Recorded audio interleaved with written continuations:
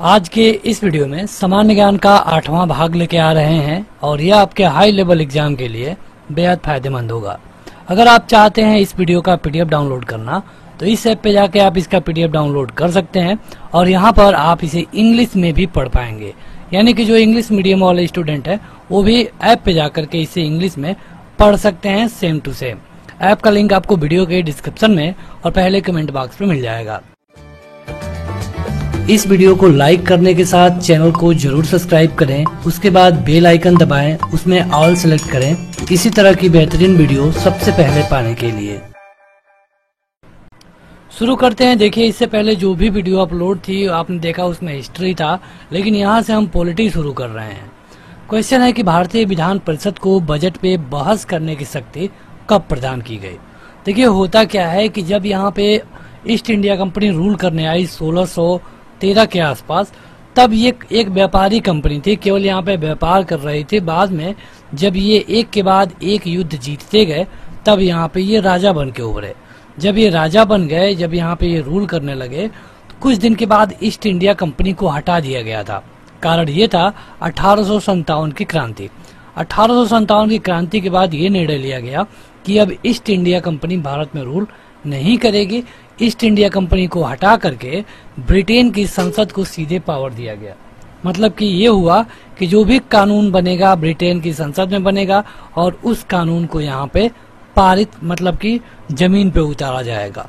तो यहाँ पे अब देख रहे थे अंग्रेज की यहाँ के लोग एक्टिव हो रहे थे, तो उन्हें मतलब कि उन्हें एक तरह से निष्क्रिय करने के लिए वो लोग विधान परिषद में एक अधिनियम लाए 1892 और इसके तहत क्या था कि इसमें बजट पर बहस करने की शक्ति प्रदान हो गई। हालांकि चेंज नहीं करवा सकते थे, केवल आप बहस कर सकते थे।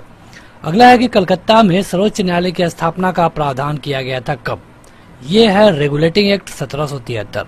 अब देखिए, जब भी आप पॉलिटी पढ़ना शुरू करते हैं ना, तो आपको जो पहली चीज पढ़ाई जाती है ये है रेगुलेटिंग एक्ट 1773। रेगुलेटिंग एक्ट 1773 कोई एक दो लाइन का एक्ट नहीं है, ये बहुत बड़ा एक्ट था और यहाँ से एक बहुत बड़ा परिवर्तन हुआ।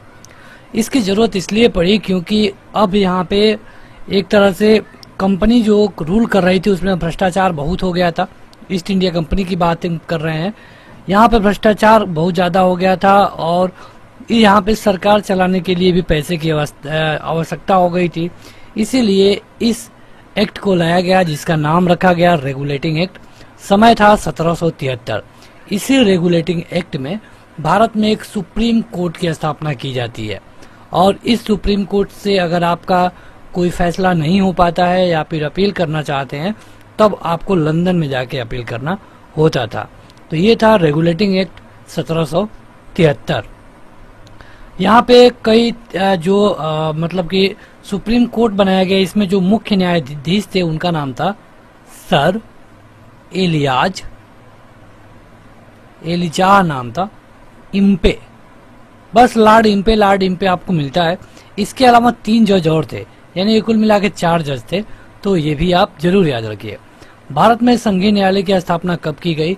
ये की गई थी भारत सरकार अधिनियम 1935 में। देखिए, 1935 में ढेर सारे रूल्स कानून ऐसे हैं जो कि आज भी संविधान में है। तो जो संघीय न्यायालय की बात की जाती है ये है 1935 में। भारत का संघीय न्यायालय कब स्थापित किया गया 1937 में। इसके लिए कानून बना था 1935 में। अगला है कि भारत के लिए संविधान की रचना हेतु संविधान सभा का विचार सबसे पहले किस पार्टी के द्वारा लाया गया था और कब। सबसे पहले संविधान के बारे में बात की गई थी स्वराज पार्टी के द्वारा और ये लाया गया था 1934 में। स्वराज पार्टी ने कहा कि अगर हमको अपना राज लाना है तो अपना संविधान लाना पड़ेगा। संविधान सभा की प्रथम बैठक की अध्यक्षता किसने की, तो ये किए थे डॉक्टर सच्चिदानंद सिन्हा। ये 9 दिसंबर 1946 को अध्यक्ष बनाए गए। ये सबसे ज्यादा बुजुर्ग थे। 2 दिनों के बाद यानी कि 11 दिसंबर 1946 को डॉक्टर राजेंद्र प्रसाद को अध्यक्ष बना दिया गया। तो आप कह सकते हैं कि डॉक्टर राजेंद्र प्रसाद अस्थायी थे और डॉक्टर सच्चिदानंद सिन्हा अस्थायी थे। दोनों लोग बिहार से थे। भारत की संविधान निर्मात्री सभा या फिर संविधान सभा के अध्यक्ष कौन थे, ये थे डॉक्टर राजेंद्र प्रसाद। ये 11 दिसंबर को बनाए गए और ये 9 दिसंबर को। ये अस्थायी थे और ये अस्थायी थे। किस शासन अधिनियम के तहत केंद्रीय विधानसभा का निर्वाचन 1926 और 1945 में हुआ था?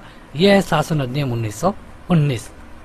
आगे बढ़ते हैं तो अगला है कि भारतीय संविधान सभा की स्थापना की गई थी कब? 9 दिसंबर को। डॉक्टर सच्चिदानंद सिन्हा को पहला अस्थायी अध्यक्ष बनाया गया। भारत की संविधान सभा का प्रथम अधिवेशन कब हुआ?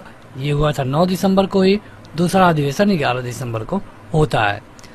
भारत को संविधान देने का प्रस्ताव संविधान सभा के द्वारा पारित किया गया था कब? ये किया गया था 22 जनवरी 1947 को। ये सारे क्वेश्चन जो आप दिख रहे हैं आपको, ये आपके छोटे लेवल के एग्जाम में भी पूछे जाते हैं। सारे बहुत महत्वपूर्ण है। अगर आप चाहें तो पीडीएफ डाउनलोड कर सकते हैं। ऐप पे जाके ऐप का लिंक वीडियो के डिस्क्रिप्शन में मिल जाएगा। संविधान सभा में उद्देश्य प्रस्ताव या फिर प्रस्तावना प्रस्तुत किया गया था किसके द्वारा? जिसमें कहा गया है कि we the people of India, मतलब कि हम भारत के लोग, भारत को एक, इस तरह का जो प्रस्तावना है ये पंडित जवाहरलाल नेहरू के द्वारा प्रस्तावित किया गया था, लाया गया था। यहाँ पे आपके सामने कुछ कथन है, अब देखना है कि इनमें से कौन सही है कौन गलत। पंडित नेहरू के उद्देश्य प्रस्ताव का, जो कि संविधान सभा के द्वारा स्वीकार किया गया था, संविधान के निर्माण पे असर पड़ा। बिल्कुल था, बात हो रही है प्रस्तावना की। उद्देशिका बहुत महत्वपूर्ण उद्देश्यों की पूर्ति करती है, इसीलिए तो लाया गया था। संविधान को भारत के लोगों ने आदेशित किया है। हाँ, उसमें कहा गया है कि हम भारत के लोग भारत को, तो यानी कि संविधान को भारत के लोग आदेश दे रहे हैं। भारतीय संविधान को बनाने हेतु भारतीय संविधान सभा के कुल कितने अधिवेशन हुए थे? तो ये हुए थे 12। टाइम लगा था 2 साल 11 माह 18 दिन का। अगला है कि सही सुमेलन इस प्रकार है। जो सही सुमेलित है यहाँ पे, संविधान सभा के पहले उपाध्यक्ष कौन थे? H.C. मुखर्जी। प्रारूप समिति के मूलतः एक मात्र नेता कांग्रेसी कौन थे? K.M. मुंशी। राजस्थान की रियासतों के लिए कौन प्रतिनिधित्व कर रहे थे? B.T. कृष्णमाचारी। और संघ संविधान की समिति के अध्यक्ष कौन थे? पंडित जवाहरलाल नेहरू। तो ये सारे सही हैं। यहाँ पे आपको जो भी दिया गया सब सही है। संविधान सभा की प्रांतीय संविधान समिति के अध्यक्ष कौन थे? तो ये थे सरदार पटेल। भारतीय संविधान सभा की प्रारूप समिति के अध्यक्ष कौन थे? तो डॉक्टर भीमराव अंबेडकर। अभी हमने आपको ये चीज पीछे बताया है। आगे बढ़ते हैं तो अगला है कि संविधान सभा के द्वारा स्थापित मौलिक अधिकारों और अल्पसंख्यकों हेतु सलाहकार समिति के अध्यक्ष कौन थे? ये थे सरदार वल्लभ भाई पटेल, जिनकी भारत में एक सबसे बड़ी मूर्ति लगी है। क्या आप बता पाएंगे कि उस मूर्ति की ऊंचाई कितनी है? ये आपके लिए क्वेश्चन है, कमेंट करके बताइएगा। गुजरात में लगी है, लेकिन आप बताइए कि इसकी ऊंचाई कितनी है। अगला है कि डॉक्टर भीमराव अंबेडकर की अध्यक्षता में संविधान सभा की प्रारूप समिति में अन्य कितने सदस्य थे? कुल थे 7, लेकिन भीमराव अंबेडकर को छोड़ दें तो हो जाएंगे 6। संविधान सभा ने डॉक्टर भीमराव अंबेडकर की अध्यक्षता में प्रारूप समिति का गठन किया था कब? ये किया था 29 अगस्त 1947 को। अगला है कि भारतीय संविधान के निर्माण के समय संवैधानिक सलाहकार कौन थे? तो ये थे डॉक्टर भीमराव अंबेडकर। बात हो रही है एक तरह से कानून मंत्री आप कह सकते हैं। अगला है कि भारतीय संविधान का प्रथम प्रारूप तैयार किया गया था किसके द्वारा? तो डॉक्टर भीमराव अंबेडकर के द्वारा। भारतीय संविधान सभा ने राष्ट्रीय ध्वज को सबसे पहले स्वीकार किया था कब? ये काफी महत्वपूर्ण है, यह है 22 जुलाई 1947 को। संविधान निर्मात्री परिषद में झंडा समिति के अध्यक्ष कौन थे? ये थे डॉक्टर राजेंद्र प्रसाद। कई तरह की समितियां बनी थी, सबके अलग अलग अध्यक्ष होते थे। भारत का संविधान पूर्ण रूप से तैयार हो गया 26 नवंबर 1949 को, और कुछ जो कानून थे उसी दिन लागू कर दिए गए, लेकिन बाकी कानूनों को 26 जनवरी 1950 को लागू किया गया। भारतीय संविधान लागू हुआ था 26 जनवरी 1950 को। आगे बढ़ते हैं तो देखिए यहाँ पे कुछ इस तरह क्वेश्चन आपसे परीक्षा में पूछा जाता है सुमेलित करने के लिए, लेकिन यहाँ पे जो दिया गया है ये पूरी तरह से सुमेलित है। जैसे कि नियंत्रण परिषद की स्थापना कब हुई? ये की गई पिट्स एक्ट 1784 में। सर्वोच्च न्यायालय की स्थापना कब की गई? ये की गई 1773 के एक्ट में। इंग्लिश मिशनरियों को भारत आने के लिए पावर कब दिया गया? तो 1813 के चार्टर अधिनियम में। गवर्नर जनरल की परिषद कब बनाई गई? तो ये बनाई गई चार्टर अधिनियम 1833 में। तो ये सारे यहाँ पे जो दिख रहा है ये ऑलरेडी सुमेलित है। परीक्षा में इसी को आपसे सुमेलित करने के लिए पूछा जाता है। अगला है कि भारत में अंग्रेजी शिक्षा की नींव निम्नलिखित एक्ट के द्वारा पड़ी थी। अब देखिए यहाँ पे जो अंग्रेजी शिक्षा पढ़ी, अंग्रेजी मिशनरी आए थे, ये आए थे 1813 में, और कमेटी ऑफ पब्लिक ट्रांसैक्शन बनाया गया था 1823 में। ये सब सही है। आगे बढ़ते हैं। अब वन लाइनर क्वेश्चन है कि 1919 के भारत शासन अधिनियम की प्रमुख विशेषताएं क्या हैं। यहाँ पे प्रांतों की कार्यकारिणी सरकार में दैत शासन की व्यवस्था की गई थी। देखिए, दो एक्ट हैं जो कि बहुत बार पूछे जाते हैं, 1909 और 1919।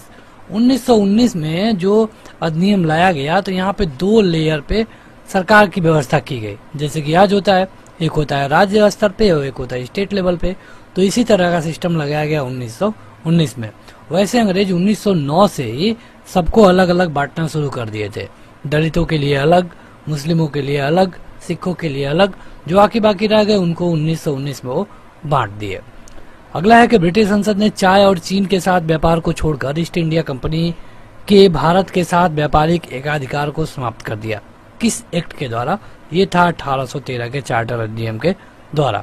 मतलब क्या था कि जो ईस्ट इंडिया कंपनी थी अभी भारत में रूल नहीं करेगी, ये काम करेगी केवल चीन के साथ और चाय के साथ। भारतीय विधान पालिका प्रथम बार द्विसदनात्मक कब हुई? ये हुई थी 1913 के एक्ट में। अभी हमने आपको यहाँ पे बताया है। देखिए, आप में से कई सारे लोगों को मतलब कई क्वेश्चन नहीं समझ में आ रहे होंगे। कारण ये है कि यहाँ पे हाई लेवल के क्वेश्चन कवर किए गए हैं। अगर आप इनमें से आसान क्वेश्चन देखना चाहते हैं तो आप हमारे प्लेलिस्ट में या फिर एप्लीकेशन पे जा करके लुसेंट और स्पीडी की सीरीज देख सकते हैं। उसमें थोड़े आसान क्वेश्चन है, लेकिन ये आपके थोड़े हाई लेवल के क्वेश्चन लिए गए हैं ताकि आपका कोई भी क्वेश्चन बाहर से ना हो। राष्ट्रपति की अध्यादेश निर्गत करने की शक्ति कहाँ से प्रेरित है? मतलब कि हमारे जो राष्ट्रपति हैं उनको अध्यादेश का पावर मिलता है। अध्यादेश क्या होता है, ऑर्डिनेंस क्या होता है? देखिए, अध्यादेश का मतलब ये होता है कि देखिए हमारे यहाँ संसद में कोई कानून बनता है, मतलब कि लोकसभा में बनेगा, फिर उसे भेजा जाएगा राज्यसभा में, फिर जब यहाँ से पास हो जाएगा तो प्रेसिडेंट के पास जाएगा, तीनों जगह से जब पास हो जाएगा तब वो बन जाता है कानून। और यहाँ पे जो संसद का सेशन है साल भर में केवल 2 ही बार होता है। अब चाहे आप जब करा लीजिए, 12 महीने में केवल 2 बार, तो ये 6-6 महीने पे होता है। लेकिन आप ये मानिए कि अगर ये जनवरी में सेशन हो रहा था और सेशन खत्म हो गया 15 जनवरी को, 15 जनवरी के बाद 17 जनवरी को कुछ ऐसा मामला बनता है जिस पे कानून बनाना बहुत ज्यादा जरूरी है, कोई मामला वैसा बन गया, अब इसके लिए तुरंत सेशन बुलाया नहीं जा सकता, या फिर बुलाया जा सकता है तो बहुत अफरा तफरी का माहौल बनेगा। तो इसको खत्म करने के लिए अध्यादेश का नियम बनाया गया कि मतलब कि प्रेसिडेंट को लगेगा कि इस पे कानून बनाना जरूरी है तो उसको कानून बना देंगे, लोकसभा और राज्यसभा की जरूरत नहीं पड़ेगी। लेकिन ऐसा कब तक होगा? तो 6 महीने तक। जब अगली बार सेशन बैठेगा, मतलब कि संसद बैठेगी, तब संसद को इसको पास करना जरूरी है। अगर संसद इसको पास नहीं करती है तो ये अध्यादेश ऑटोमेटिक फेल हो जाएगा। तो ये जो अध्यादेश की पावर है ये 1935 से प्रभावित है, मतलब 1935 में इसके बारे में बात की गई थी। और ये भारतीय परिषद अधिनियम 1861 के द्वारा भी है। भारतवासियों को अपने देश के प्रशासन में कुछ हिस्सा लेना संभव बनाया गया कब? तो 1833 में। ये था एक चार्टर एक्ट। भारत के संविधान में केंद्र और राज्यों के बीच किया गया शक्तियों का विभाजन आधारित है, तो ये होता है 1935 के एक्ट के द्वारा। मतलब कि राज्य के पास कितना पावर होगा, सेंटर के पास कितना पावर होगा, ये पता लगाया जाता है 1935 के कानून से, और 1935 के कानून को सभी लोग मानते हैं। अगला है कि एक संघीय व्यवस्था और केंद्र में दैत शासन भारत में लागू किया गया था कब? तो 1935 के अधिनियम के द्वारा। अब देखिए, आपको लग रहा होगा कि हमारा संविधान तो 1950 में बना, 1935 क्या है? 1935 में कुछ कानून बनाए गए थे। जब हमारा संविधान फिर 1950 में बन रहा था तो 1935 के कुछ कानूनों को हूबहू ले लिया गया। अब जब उनको ले लिया गया तो आज भी हम उनको 1935 वाला कानून कह रहे हैं। अगला है कि 1946 में निर्मित अंतरिम सरकार में कार्यपालिका परिषद के उप सभापति कौन थे? उप सभापति ये थे पंडित जवाहरलाल नेहरू। यहाँ पे देखिए कथन है और कारण वाला क्वेश्चन पूछा जाता है। बेबल योजना के अनुसार कार्यकारी परिषद में हिंदू और मुस्लिम सदस्यों की संख्या समान होती थी। बेबल का विचार था कि ऐसी व्यवस्था में भारत का बंटवारा बच जाता। यहाँ पे अब आपको देखना है कि इसमें से कौन सही है। तो देखिए, इस यहाँ पे देखा जाए तो जो बेबल की योजना आई थी ये बिल्कुल सही है कि उसमें हिंदू बराबर मुस्लिम थे, लेकिन जो बेबल ने कारण दिया था ये गलत था, क्योंकि बेबल को पता था कि इंडिया की हम बात करें, भारत की बात करें, उस समय की भारत की, तो वहां पर 80% हिंदू थे। 20% मुस्लिम थे। तो जाहिर सी बात है कि जिनकी संख्या कम होगी उनके नेता कम बनेंगे, उनको कम जो संसद की सीटें हैं उन पे प्रतिनिधित्व मिलेगा। लेकिन फिर भी बेबल ने भड़काने के लिए मुस्लिमों से कह दिया कि नहीं, तुमको भी उतना ही चाहिए जितने हिंदुओं को चाहिए। तो यहाँ पे कथन तो सही है लेकिन कारण गलत है। अगला है कि भारत के संविधान का प्रारूप तैयार करने वाली संविधान सभा के सदस्यों को विभिन्न प्रांतों की विधानसभाओं द्वारा चुना गया था। आपको बताना है कि संविधान सभा के सदस्यों का चुनाव कहाँ से हुआ था। ये हुआ था प्रांतीय विधानसभाओं के द्वारा। आगे बढ़ते हैं तो अगला है कि अखिल भारतीय महासंघ स्थापित करने का प्रावधान शामिल किया गया था। कब? देखिए, अखिल भारतीय महासंघ की बात करें तो ये सब लाया गया था 1935 में। 1935 में जो अधिनियम आया था उसमें जो शक्तियां थी किसको दे दी गई, मतलब कि जिन शक्तियों के बारे में बात नहीं की गई थी उन शक्तियों को दे दिया था गवर्नर जनरल को। अगला है कि भारतीय शासन अधिनियम 1935 में स्वीकार किया हुआ महत्वपूर्ण और अस्थायी अवयव नहीं है देश के लिए लिखित संविधान। मतलब कि 1935 में देश के लिए एक लिखित संविधान नहीं मिला था। भारतीय संविधान सभा का निर्वाचन किस आधारित नहीं था, तो ये था वयस्क मताधिकार पे नहीं आधारित होता था। बात हो रही है जब संविधान बनाने के लिए लोग चुने जा रहे थे तब। अगला है कि 1935 का गवर्नमेंट ऑफ इंडिया एक्ट महत्वपूर्ण क्यों है, क्योंकि यह भारतीय संविधान का प्रमुख स्रोत है। हमने आपको बताया ना कि 1950 में जो संविधान बना उसका प्रमुख स्रोत है 1935 का एक्ट। अगला है कि बर्मा भारत से अलग कब हुआ, तो गवर्नमेंट इंडिया एक्ट जब 1935 आया तो इसके फलस्वरूप कहा गया कि बर्मा भारत से अलग होगा, और ये होता है 1937 में। 35 में रूल बन गया, 37 में अलग हो गया। इसके अलावा जब 37 में चुनाव हुआ तो कांग्रेस का जो मंत्रिमंडल था ये कुल 8 प्रांतों में सरकार बनाया। अगला है कि एक निर्वाचित संविधान सभा के द्वारा भारत के संविधान का निर्माण करने का प्रस्ताव किया गया था किसके द्वारा, तो ये था Cripps mission. Cripps mission Bharat आया था और इसमें यह बताया गया कि एक निर्वाचित संविधान सभा हो और ये संविधान को बनाए। आगे बढ़ते हैं तो अगला है कि भारत में उपनिवेशी शासन के संदर्भ में 1883 में एल्बर्ट बिल का क्या उद्देश्य था। बात की गई है एल्बर्ट बिल का, तो इसका उद्देश्य ये था कि जो भी अदालत में एक अधिकारी होंगे जो कि दंड देते हैं, इनका संबंध ये होगा कि यह भारतीय तथा यूरोपीय लोगों को बराबरी पे रोके। अगला है कि कैबिनेट मिशन योजना के तहत संविधान निर्मात्री परिषद में प्रत्येक गांव को आवंटित सदस्य संख्या निर्धारित करने के लिए एक प्रतिनिधि जनसंख्या के अनुपात में होता था। मतलब कि कैबिनेट मिशन जब बनाया गया, जब मतलब कि संविधान के लिए लोग चुने जा रहे थे तो 10 लाख लोग मिलकर के एक व्यक्ति को चुनते थे, ये कहने का मतलब है। कैबिनेट मिशन जब भारत आया था 1942 में, तो उस समय 1946 में, तो उसके सदस्य कौन कौन थे, तो ये थे पैथिक लॉरेंस, स्टैफोर्ड क्रिप्स और A.B. अलेक्जेंडर। भारतीय संविधान सभा का गठन कब किया गया था, तो ये किया गया था 1946 में कैबिनेट मिशन के आधार पे। कैबिनेट मिशन भारत आया जिसमें 3 लोग थे, पैथिक लॉरेंस, स्टैफोर्ड क्रिप्स और A.B. अलेक्जेंडर। इन तीनों लोगों ने कहा कि आप बंटवारा होगा, इस तरह बंटवारा होगा, आप लोग एक संविधान बनाइए। तो इसके अनुसार संविधान सभा का गठन किया गया। संविधान सभा के बारे में सही कथन क्या है, इस तरह परीक्षा में आपसे 4 क्वेश्चन विकल्प दिए जाते हैं, एक सही होता है, लेकिन यहाँ पे जो दिया गया है सारा का सारा सही है। इनमें बड़ी संख्या में समितियों की मदद से काम किया और उनमें से प्रारूप समिति इनमें से सबसे महत्वपूर्ण थी। बिल्कुल सही है। ड्राफ्टिंग कमेटी की बात की गई है, 7 से अधिक कमेटियां बनाई गई थी संविधान बनाने के लिए। जो ड्राफ्टिंग कमेटी थी इसके हेड थे डॉक्टर भीमराव अंबेडकर। इनमें अल्पसंख्यक समुदाय जैसे कि ईसाई, एंग्लो इंडियन, फारसी सभी को पर्याप्त प्रतिनिधित्व दिया गया था। बिल्कुल सही बात है, सभी लोग थे इस संविधान को बनाने में। इसकी चुनाव प्रक्रिया भारत शासन अधिनियम 1935 के 6वें अनुसूची पर आधारित थी। कर, संपत्ति और शैक्षणिक योग्यता के कारण मताधिकार सीमित था, ये भी बिल्कुल सही है। और वह बहुदलीय निकाय था, मतलब कि बहुत से दल के लोग थे, तो ये भी बिल्कुल सही है। भारतीय संविधान सभा के संबंध में सही कथन यहाँ पे दिए गए हैं। यह वयस्क मताधिकार पर आधारित नहीं था, बिल्कुल सही। यह समितियों के माध्यम से काम कर रहा था। मतलब हमने आपको बताया कि यहाँ पे ढेर सारी समितियां थी जो कि अलग अलग काम करती थी। जैसे कानून के लिए अलग समिति काम कर रही थी, शिक्षा के क्षेत्र के लिए अलग समिति काम कर रही थी, तो ये था अलग अलग समिति। तो बस आज के इस वीडियो में इतना ही। वीडियो को लाइक करने के साथ इसे अपने दोस्तों में शेयर करिए। आप इस ऐप को डाउनलोड कर पाएंगे, लिंक वीडियो के डिस्क्रिप्शन में और पहले कमेंट बॉक्स में मिल जाएगा। यहाँ जाकर आप इसका PDF, पोस्ट हिंदी और इंग्लिश दोनों में पढ़ सकते हैं। आज के इस वीडियो में इतना ही। Thank you.